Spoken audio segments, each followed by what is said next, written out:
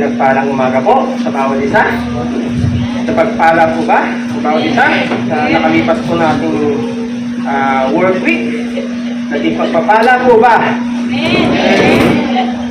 Ang ating circle of friends, relatives, and workmates? Pagpapala din po ba tayo? So, dyan po papasok ang aking ibabahagi ngayon dahil nga po hindi naman po lingid at hindi po ano sa atin na aware naman po tayo na tayo ay lalabas na, di ba po? Dahil nakaset ang aming iglesia na lumabas upang magamit at matupad po ang ating nakaatang sa ating mga balikat. Hindi po kasi sa church lang nakaatang. As a church, good church, ay sa atin po nakaatang ang ating pag-i-evangelize outside of our friends and talagang mga natin, ating community. So, sa ibang word po kasi, we need to develop, we need to cultivate yung ating pakikipagsalamuha sa ibang lugar po. Isa po ito po kasi ang naging dangers po sa ating church na tayo ay nagpo-focus po lagi. Hindi naman po maaalis yan talaga ay tayo ay focus sa atin minsan dito sa iglesia lang. So ngayon, tayo ay mapalad tayo sa ating mga leaders dahil talagang nag-iisip para sa pag-i-evangelize, para humayo tayo. Mahal natin, mahal natin ang mga kapatid dito sa iglesia. Bawat isa po sa atin, mahal natin. We are always look to one another, di ba? Yun yung ating desire na magkasama-sama tayo. We are always look to fellowship together, di ba po? Lahat yan ay maganda, pero hindi po natatapos dun yung ating commitment. Yung ating commitment po ay lumabas po. Kaya, because we love each other, kaya naman minsan focus tayo talaga sa ating minsan.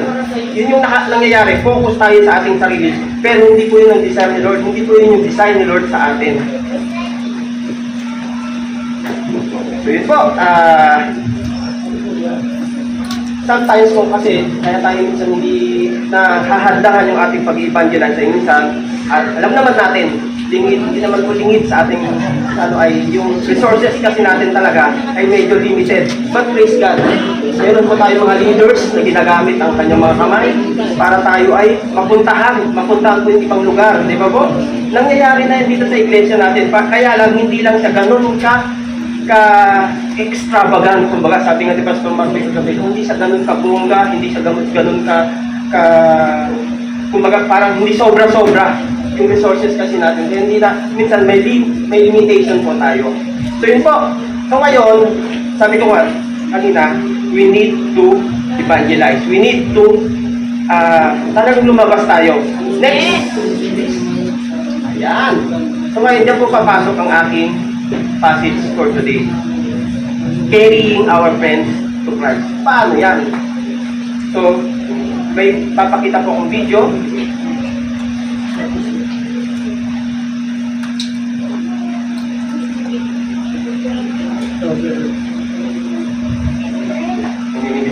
Nanginginig ko. Sige, try mo nga, Timil ka. Ayaw dito eh. Yung second, yan.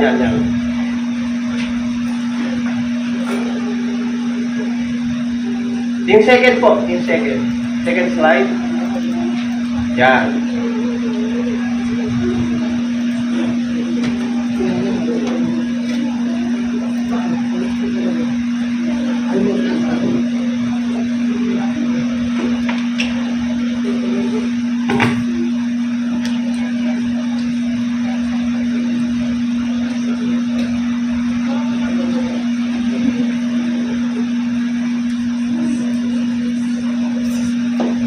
Sorry po, meron po tayong technical problems.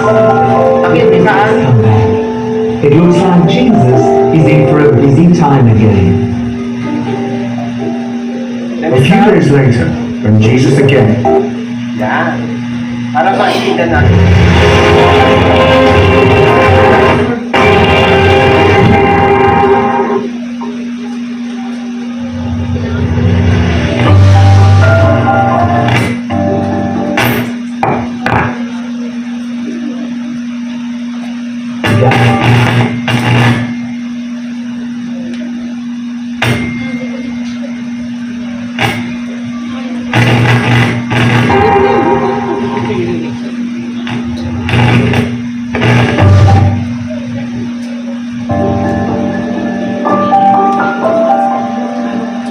After traveling throughout Galilee, Jesus returns to Capernaum, and the people are excited to hear he has come back.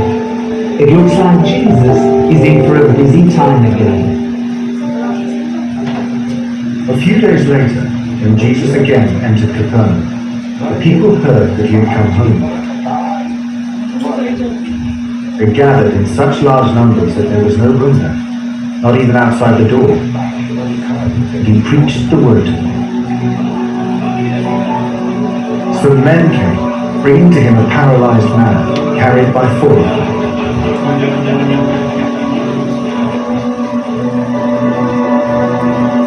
Since they could not get into Jesus because of the crowd, they made an opening in the roof above Jesus.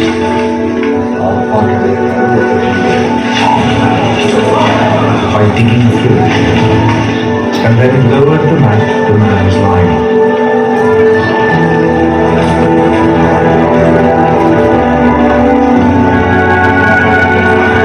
When Jesus saw their faith, he said to the paralyzed man, "Son, your sins are forgiven." This was a dramatic event. This paralyzed man had nothing else in this world, but he still had friends. And when they couldn't get through the crowd into the house where Jesus was teaching, they climbed up onto the roof, made a hole, and lowered their friend with ropes onto the ground before the Lord. Jesus was impressed by the faith of these men, but what happened next surprised everyone. Until now, Jesus had been doing miracles, but hadn't yet forgiven sin.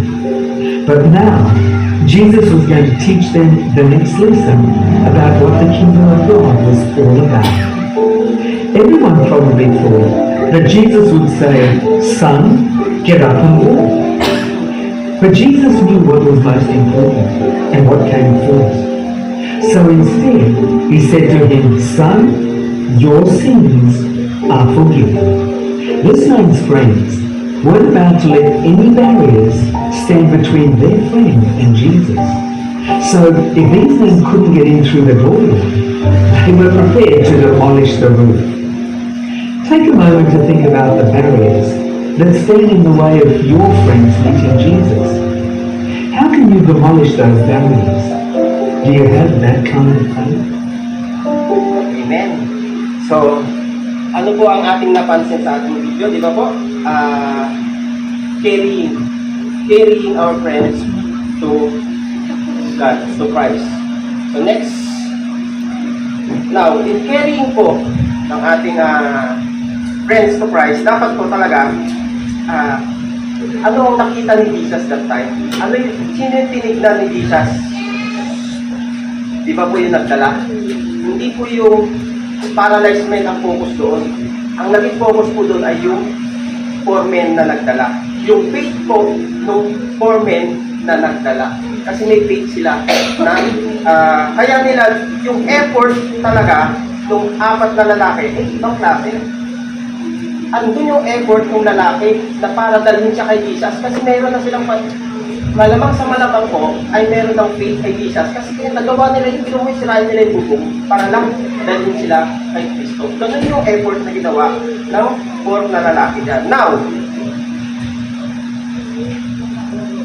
yan po. In carrying our friends to Christ, meron daw po ayon sa survey. Grabe, no? 1% came to Christ through evangelistic crusade. So, lalabas tayo, di ba? Tingin nyo, papayag ba tayo ng 1% lang ang darating para sa ating church?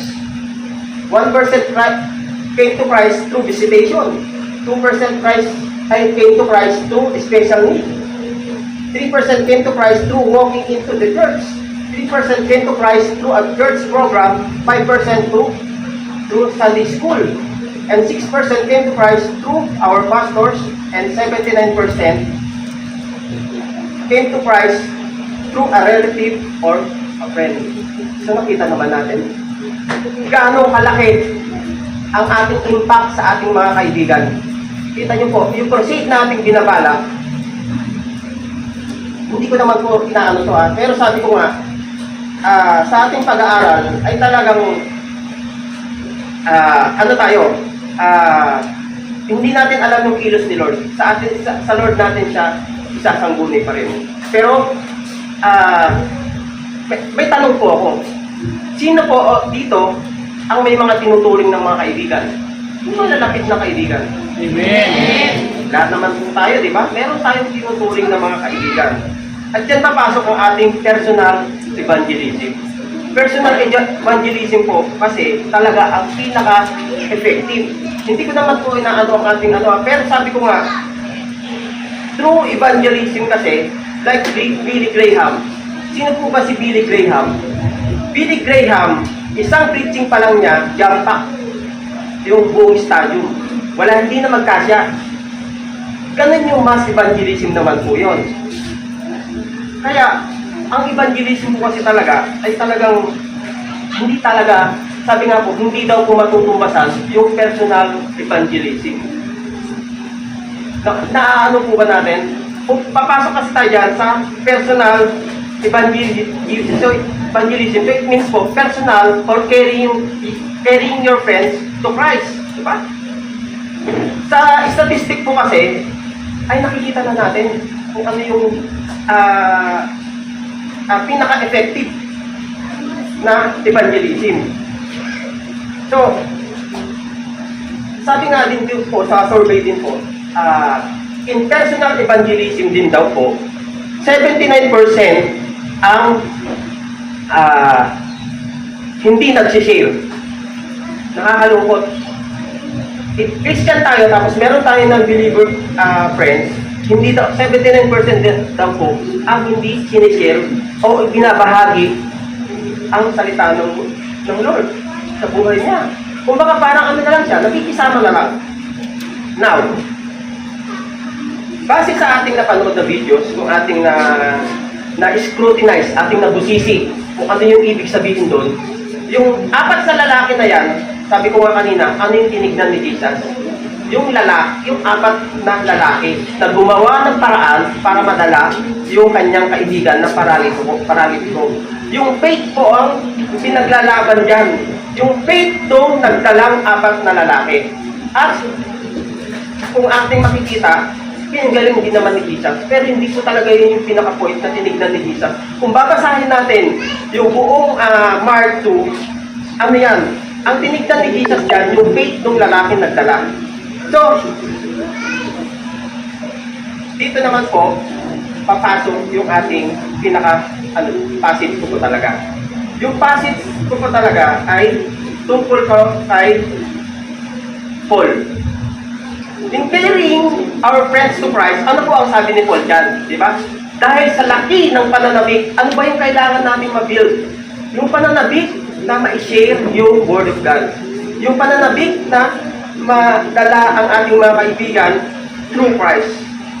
Di ba po? Ano sabi ni Jesus, ni Paul dyan? Dahil sa laki ng aming pananabik sa inyo, buong kagalaang binahagi namin sa inyo, hindi lamang ang Ebanghelyo ng Diyos, kundi maging ang aming buhay dahil napamahal na kayo sa amin. So, ano kaya ang makukuha natin dyan? Dahil si Paul that time po, alam niyo po ang nangyari kay Paul that time? Si Paul that time po kasi ay wala sa Thessalonica. Yung letter niya doon sa Thessalonica ay nasa Corinth po siya. Pinadala niya through Timothy. So yun po, bakit po nasabi kaya ni Paul that time na napakalaki at napamahal na kayo sa amin? Si Paul po kasi that time ay hindi talaga nung nasa Thessalonian po siya, ay hindi siya naging pabigat sa kanyang mga kaibigan. Hindi po siya naging burden. Bagkus ang ginawa, kung makikita natin sa verse 9 and 10 ng 1 Thessalonica, ang sabi niya dyan, nagpagal kami araw at gabi. So it means, kahit na nakikitira sabihin sa atin sa literal na buhay, kahit na nakikitira tayo sa ibang lugar, huwag tayong maging pabigat sa ating mga kaibigan para makapag-evangelize tayo, para magamit natin yung buhay natin na patotoo sa Panginoon. So, sabi nga dyan sa verse 9, tiyak naman na natatanda ninyo mga kapatid ang pagsisikap namin noon na nasa inyo po kami habang pinangangaral namin ang magandang ebanghelyo ni Kristo. Saksi namin kayo ng pakikitungo namin sa inyong mga mga mananampalataya ay tapat, matupid, at walang kapintasan. Sabi po yan sa verse 9 and 10 ng 1 Thessalonians. Dahil sa matinding commitment ni Pablo sa mga taga-Thessalonica, siya ay nakabuo ng, ano yung nabuo niya kaya dyan? Nakabuo po siya, na-cultivate niya yung friendship, kumbaga. Nakabuo siya, nakadevelop siya ng friendship. Friendship, which it means carrying your friends to Christ. Ang tanong, paano po natin ito gagawin? Nagagawa po ba natin ito? We need to know or apply yung strategic and let's scrutinize. Yung scrutinize, ibig sabihin, busisiin pa natin kung ano yung mga senaryo sa buhay ng mga kaibigan natin na makakatulong para madala at balik to Christ yung mga kaibigan natin. Yung ating ginagalawan, kumbaga, busisiin natin. Strategic. Ngayon, strategy na ang ginagawa ngayon, hindi na yung pero pa rin, minsan, ganito pa rin. Di ba? Mabilis, kumbaga, na paraan. Pero sabi nga, ano po ang susi? We need to, in carrying our friends to Christ, we need to cultivate a genuine friendship. Ano po ba yan? Ano po ba yung genuine? Yung cultivate kasi, ibig sabihin niyan ay, in other translation, develop, work hard, nurture, or payamanin pa natin, and grow a genuine friendship. Means po, yung tunay, totoo, tapat, kumbaga, authentic friendship ang buuin mo. Honest to goodness, friendship ang dapat mabuo sa ating mga kaibigan. Yan ang pinakitang example ni Paul that time nung nasa Thessalonian siya. Di ba? Now, in developing a genuine friendship, hindi po kasi, ang kailangan po kasi talaga, in developing, take note, paano natin siya ma-develop? Hindi po kasi take note ito friendship with no evangelism. Alam niyo ibig sabihin nun? Kaibigan mo siya, pero hindi mo naman siya binabahaginan. We need to avoid that. And pangalawa, evangelism with no real friendship. Ano naman yun? Nag-evangelize tayo, pero hindi natin binubuo. Hindi natin ginagawang authentic yung pagiging kaibigan natin. Kung baka parang ano ka lang, ano ba to? Plastic. Nagsakit, di ba? Yun po yung totoo. Huwag po tayo maging plastic. In terms sa ating faith na ipinapakita sa ating mga kaibigan. Kala mo, ganyan ka magsalita, pero sa likod mo, ganun naman yung sinasabi mo. Di ba? Hindi po siya nakakabuo ng genuine friendship. Hindi tayo makakadevelop ng genuine friendship pag ganun po. Ang dami mong sinasabi sa likuran niya. Di ba? Ganyan po tayo, literal. Ang totoo lang. Huwag na po tayo magplastikan, pero yun po talaga ang masakit. Katotohanan po yan. Huwag tayo maging plastic sa ating mga kapatid, especially sa ating mga kapatiran sa iglesia. Magpakatotoo tayo. Di ba rin nang masaktan yung kaibigan mo ito para makabuo ka ng friendship, di ba rin nang masaktan siya. Pero totoo ka naman. Totoo ko sa'yo, kahit nasaktan ka, kaibigan tuloy ko sa'yo. Pero alam nyo ba yan? Yung authentic friendship ay talagang magbubuo yan once na develop natin. Hindi po kasi pwede yan, di ba sinasabi, friendship with no evangelism and evangelism with no real friendship. Napakahirap po niyan.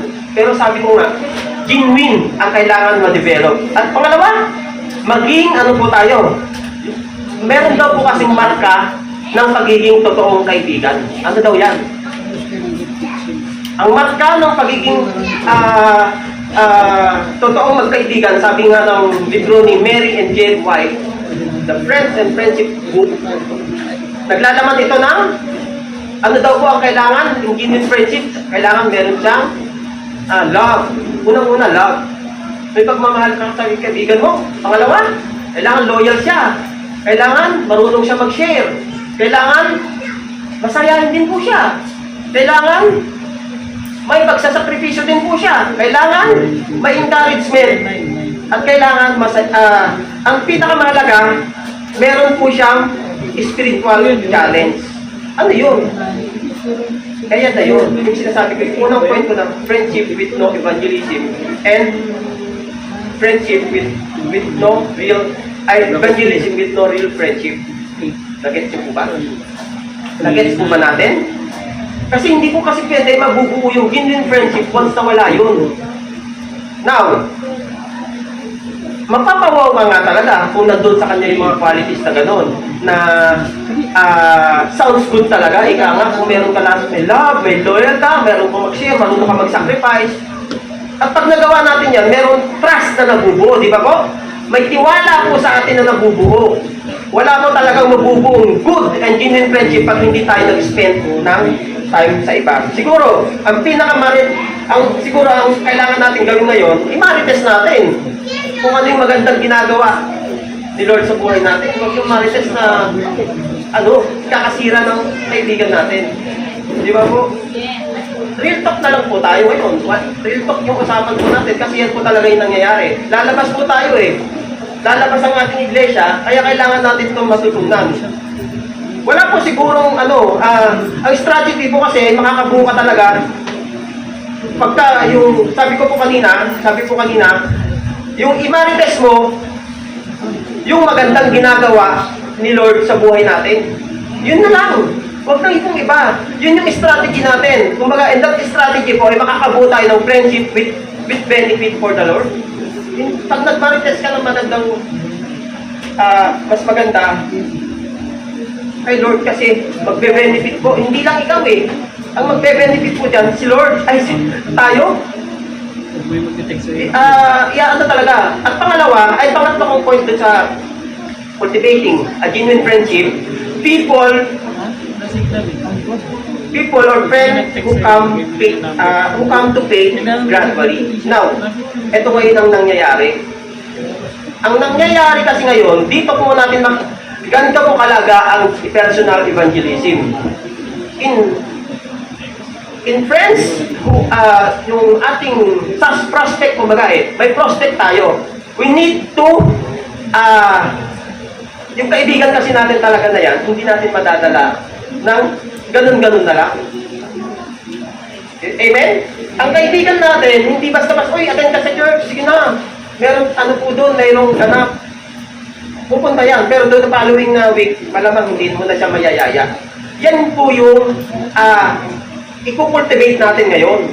Yun po yung ating, nakapunta, nadala ko na siya, na-invite ko na siya. Yun yung kukunin natin ngayon na pagkakataon. Kung gagawa na naman tayo ng strategy, kasi gradual po ang pagpunta ng ating mga kaibigan sa iglesia, nakatulad po ng ganito. Hindi siya biglaan. Meron po kasi talagang ganyan.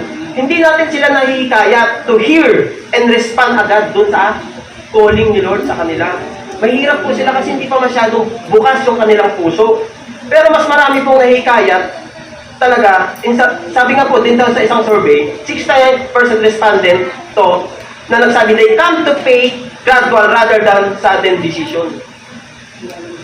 Praise God, pag may ganun po tayong kaibigan na nadala, yung sudden decision, they accept Christ as a Lord and Savior. Praise God, talaga. Ganun po, saan panalangin po natin? Now, hindi po kasi talaga biro ang process ng evangelism. Meron pong proseso po pala yan. Ngayon, talagang nakikita ko, talaga, we need to cultivate a genuine friendship. Now, in carrying our friends to Christ, yan po yung dapat na tignan natin. Yung mga mark ng ABC na yan, avoid friendship with no evangelism and evangelism with no real friendship. And tignan natin yung mark of friendship. Tignan din natin yung people or friend who come to faith gradually. Yan yung mga point na ating ma-win yung soul ng ating mga kaibigan. Sabi nga, that means po, kung gusto natin po to reach friends for Christ, kailangan daw po talaga, we need to invest time in their lives. Tulad ni Apostol Pablo, siya po ay naglaan ng panahon at oras sa mga taga Thessalonica. Kailangan ipadama natin na mahalaga po sila. mahal po natin talaga sila while sharing the gospel. Let's share the gospel as well as our own lives. In sharing and cultivating a genuine friendship, kailangan na share yung our very own life. Nakikita, uy, hindi siya marunong magmura. Tulad mga kapitbahay natin. Pag hindi ka nakikita, nagmumura, ina-approach mo ang kaibigan mo, nagbibigayan kayo ng mga pagkain, friendship po yun. Hindi natin alam na nade-develop yung friendship natin sa kanila through overtime. Ganun po talaga. If you are going to cultivate a friendship with a non-believer for Christ, you must begin by developing and cultivating a genuine friendship. Now, pangalawa, in carrying our friends to Christ, we need to pray. Pray for your friend. Amen? Amen po ba? Amen. Yung susi, ito po talaga ang pinakasusi. Kung nahihirapan tayong i-cultivate, nahihirapan tayong hikayatin ang ating mga kaibigan, sabi nga, when Paul and his traveling companions po arrived in Philippi, pumunta po sila sa tabing ilog, that time, dahil sa Acts 16:14, at naghanap sila, na sa tingin nila pwede sila mag-pray or sa dakong panalingan. At sila din po ay nakipag-usap sa mga babaeng nagtitipon doon. Sa Acts 16:14 po yan. Ano ang nangyayari? Ano po ang nangyari dyan? Doon po sa buhay ni Lydia, sa women's po, napag-aralan nila yan, yung buhay ni Lydia. Si Lydia po kasi ay parang siguro siya yung pinaka-leader nila that time. Siya po yung natira. Siya po yung nakipag-usap talaga at nakinig kay Pablo. Now, ang tanong, bakit po nakinig si Lydia at tumugon sa mga sinasabi ni Paul that time? Diba? Ano ba ang ginawa ni Pablo? Nagbahagi lang naman siya, di ba? Nagpakita siya na nananalangin din siya. Di ba? Tapos, tayo po, ang ginamit ni Lord upang, di ba? Kung like Paul, kung titignan natin, lagay natin yung ating mga sarili kay Paul, nagbahagi, nag-pray. Pag nakikita ka ng gano'n ng tao, nakikita nilang may bit-bit ka na Bible papunta sa church, ay, ibang ano po yun. Alam niyo po, at talaga, minamasdan po tayo ng ating mga kaibigan, mga neighbor. Ano yan? Nakaano sa atin yan? Nakatunghay po yan kung alam niyo lang po. Tayo rin po ang magagamit para sa kapakanan ng ating mga kaibigan at kapitbahay. Pray for your friend. Now, in carrying our friends for Christ,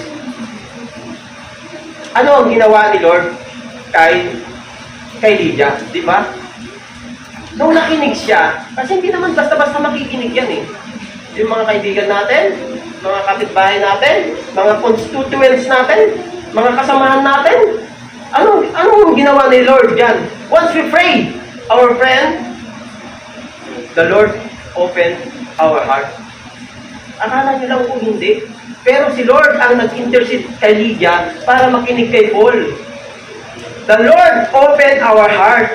The Lord opened her heart kay Lydia that time. Binuksan ni Lord.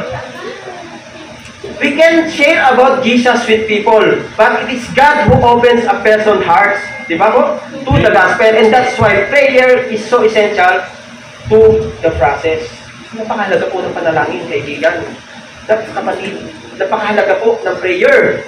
Now, ang tanong, it is obvious, the steps, di ba? Yung pag-pray, obvious yan eh. Ginagawa po ba natin to? Diba? Obvious. Do you pray regularly for your non-Christian friends? Especially sa relatives natin? Diba? Ongoing po ba natin itong niluluhod sa Panginoon para makakilala ang ating mga mahal sa buhay? Naku po, wag na po tayo magpatumpik-tumpik. Panahon na po. Nakikita naman natin sa realidad, sa nangyayari sa ating mundo ngayon. Iba't ibang gulo na po ang nangyayari, pero si Lord pa rin. Panalangin natin din, abutin natin sa panalangin ang mga pinuno ng mga bawat bansa. Now, ang tanong, obvious step po yan, yung pag-pray. Pero ito ang easy one to miss. Nanineglect po natin na ipag-pray sila. But, ang kailangan natin, we need to intentionally pray Marami po kasing namimiss na araw, buwan at taon na hindi natin sila na ipag-pray pala. Lord, dalhin niyo po ang aking mga kamag-anak. Isang ganong prayer lang. Napakalaking impact na yun sa ating mga mahal sa buhay. So, masakit na katotohanan, pero yun po yung namimiss natin, ang pag-pray sila. Now, tingnan natin ang mga bagay na dapat ipanalangin sa kanila. Minsan, kailangan natin ipag-pray yung kanilang various need. Yung kanilang ipag-pray natin yung kanilang spiritual interest. Magkaroon po sila ng spiritual interest. Kasi kapag wala yun, hindi natin yung specific na pangangailangan ng kapatid, ay hindi po talaga, hindi mangyayari yan. And ultimately, pray for their salvation. Yun po yung pinakamahalaga. Lord, isave mo ang aking mga kapitbahay, isave mo ang aking mga mahal sa buhay. Ikaw na po, Lord God, ang pumagitna at kumontrol sa kanilang mga buhay. That kind of prayer may kliman, pero once na nasa heart natin yan, for your friend, in carrying our friends to Christ, basta nasa heart natin yan, talagang kailangan natin yan gawin. Amen po ba? Amen. Kailangan po na ipag-pray natin ang ating mga loved ones, especially. Pray for their salvation. Pray that God might bring conviction to their hearts. Pray that they would come to know the truth of Jesus. Pray that they would come to embrace the Christ. Diba? Pray that God would open their hearts to respond to the message of God. Diba? In praying, now, kung inopen na ni Lord dyan, ang mangyayari dyan, once we open, diba, nakita natin, in carrying our friends to Christ, pray for our friends, pray for their various needs in life, pray for their spiritual interest, and pray for their salvation. Ayan po, sabi nga ni William Law, isa pang writer, sabi niya, walang iba pang bagay na nagtutulak sa atin na mahalin ang isang tao ng labis kaysa ipagdarasal natin para sa kanila. Ipagdasal natin sila. Kailangan natin ilapit sa panalangin ng ating mga kaibigan. Hindi po talaga makakakilala sila ng ganun-ganun na lang. Lord, bahala ka na po sa kanila. Hindi ganun. Specific. Kahit nakita nyo po yung kailangan na specific prayer na kailangan para to pray, carrying our friends to Christ. Yun po yung specific.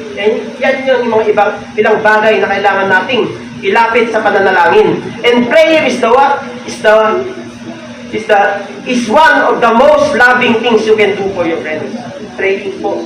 It is an essential part of cultivating a friendship for Christ. Personally, naniniwala po tayo, di ba, na walang sinumang tao ang sasampalataya o mananalig kay Jesucristo na walang unang nag-pray sa kanila. Naniniwala po ba tayo doon?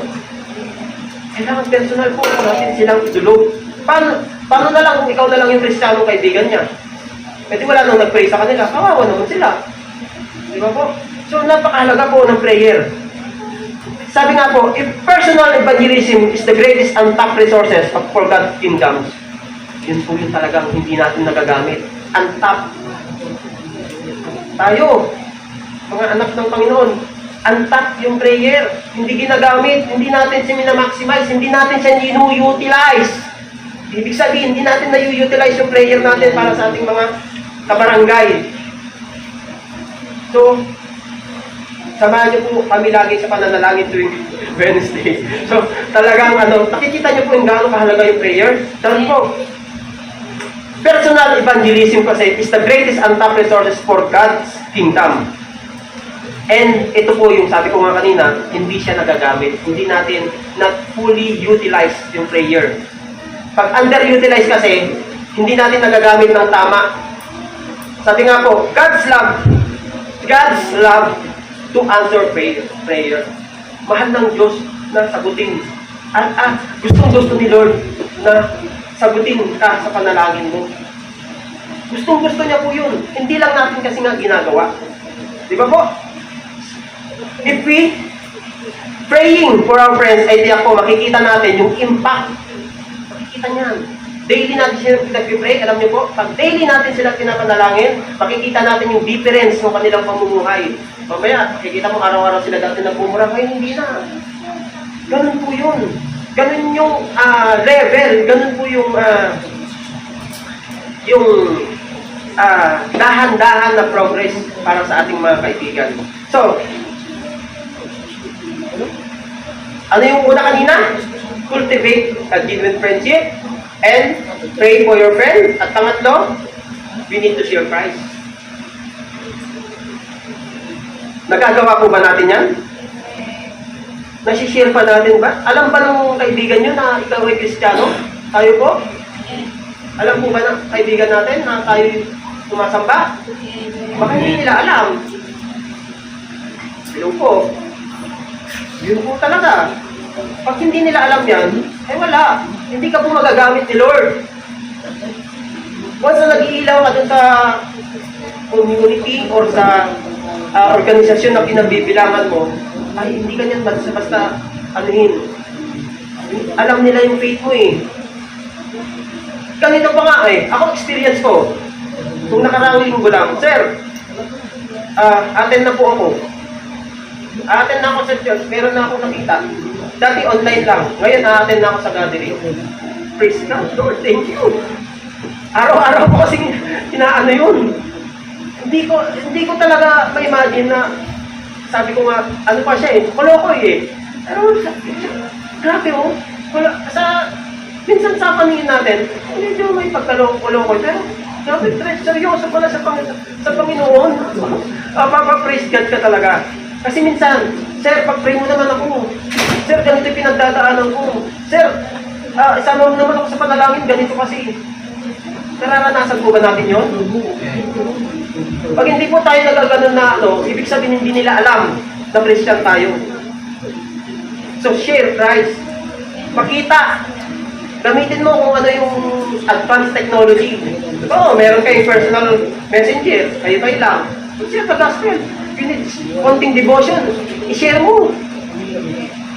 Naku, ang laki pong impact. In carrying our friends to Christ, dapat we must share Christ. Amen? Sasabi po sa Colossians 4:5, kung titignan po natin, tingnan na lang po natin please. Sabi dyan, maging matalino kayo sa pakikitungo sa mga hindi mananampalataya. Wise. Gusto ni Paul dyan, wise tayo. At samantalahin ninyo ang lahat ng pagkakataon na maibahagi ang pananampalataya ninyo. Ang sarap lang gawin yan. Advance mo yan. Minsan ikaw, leader ka. Halimbawa, ang ating mga leaders, ano kayo? Kumbaga parang ano na yan eh, privilege mo na para maisingit. Hindi lang, dapat kasi hindi ang pangit ng word eh.